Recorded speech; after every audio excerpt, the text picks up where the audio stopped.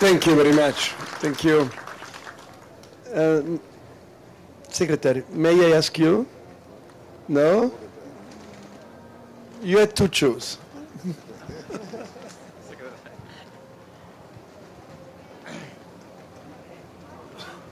Look, my dear friends, I think the representative of FAO and Mariangela already made the fundamental statement, is that bioenergy, biomass, can have an important role. And I will show you 3 or 4 transparencies which would quantify that.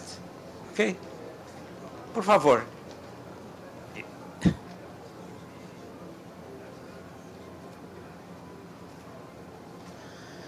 Yeah, look at this drawing.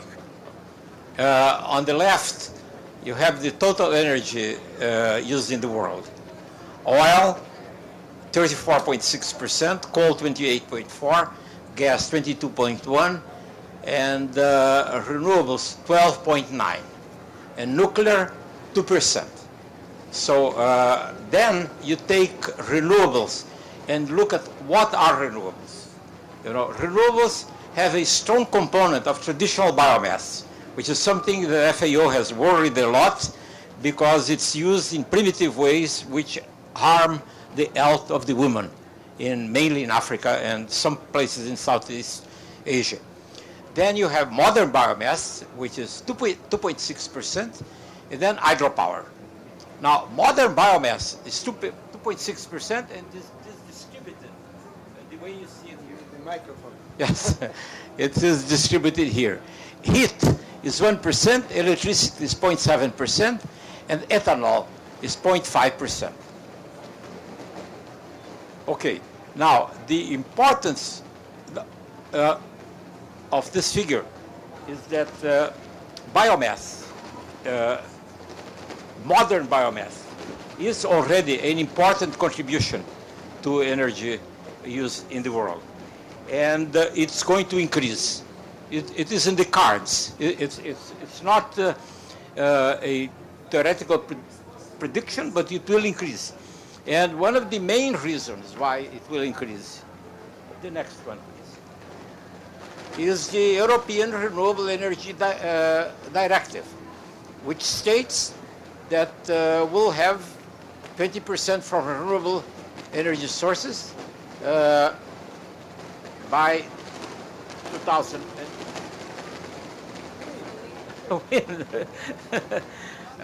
It's going to have 20%, and transport is going to be an important part of that.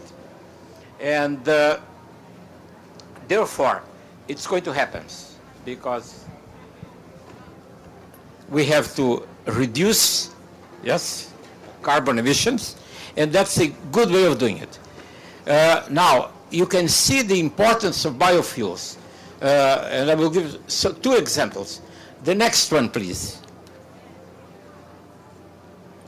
Here you see something that's happening in the world, which is the estimated world wood pellet production in between 2000 and 2011 in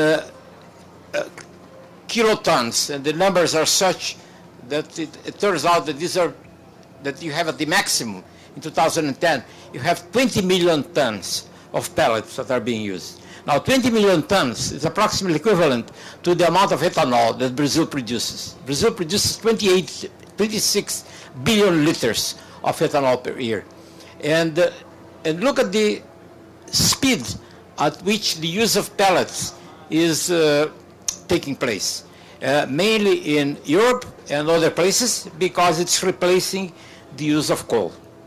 And the idea, and people have to be aware that the place in the world where wood grows is not in the temperate and cold areas of the world, but in the tropical countries.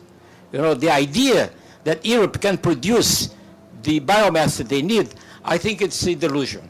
You know, biomass will be produced mainly in the tropical countries because that's where trees grow rapidly.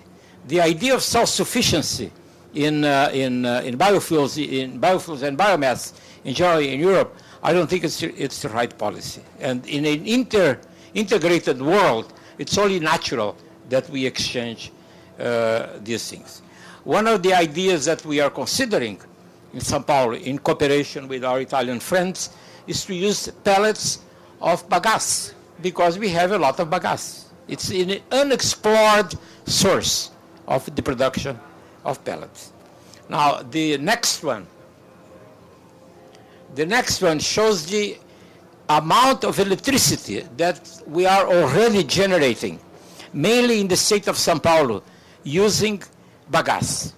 You know, between 2009, in the year 2009-2010, the amount of the tons of cane that were produced are about 600 million. And the energy generated was about 20 terawatt hours. It's a significant amount of energy. In the year 2020, when the present crisis is overcome, and it is being solved, actually, as Maria Angela explained yesterday in the GBEP meeting, we are going to have 1 billion tons of cane. And the amount of electricity that we'll be generating will be double, will be approximately 40 terawatt hours. 40 terawatt hours is approximately 10% of the total capacity generation in Brazil. So biomass, again, it's very important in Brazil, not only because of the ethanol, which has replaced already 1/2 of the gasoline that was to be used in Brazil, but it's also contributing to the generation of electricity. Now, we have to expand the production of sugarcane in other countries of the world. That, I think, is absolutely necessary, because otherwise, ethanol and products of sugarcane will not become commodities. And we need that. And you can see how is sugarcane being produced in the world. Seguinte. You see, these are the countries which are producers of sugar around the world. And you see that they are in the tropical area, and there are many, many countries which are producing sugarcane for sugar. So the conversion of some of that production into ethanol is a possibility in many, many countries. However, for these things to happen, the next one, we will have to take very seriously what Micaela Moraes is trying to do in GBEP. We'll have to do it according to sustainability criteria. And rest assured, Micaela, that in Brazil we are meeting those criteria. Thank you very much.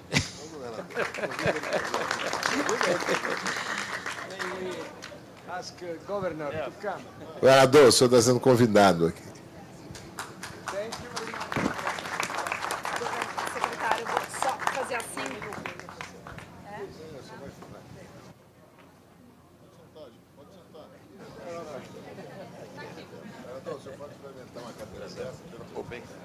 Buongiorno, come sta? Piacere Ela é da FAO. Da FAO. Deputy Director General. Acho que só uma vai dar.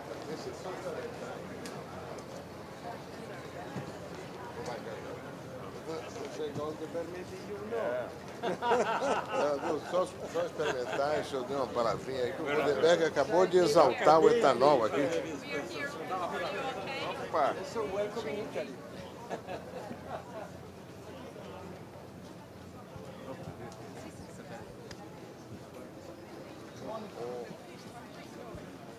Welcome.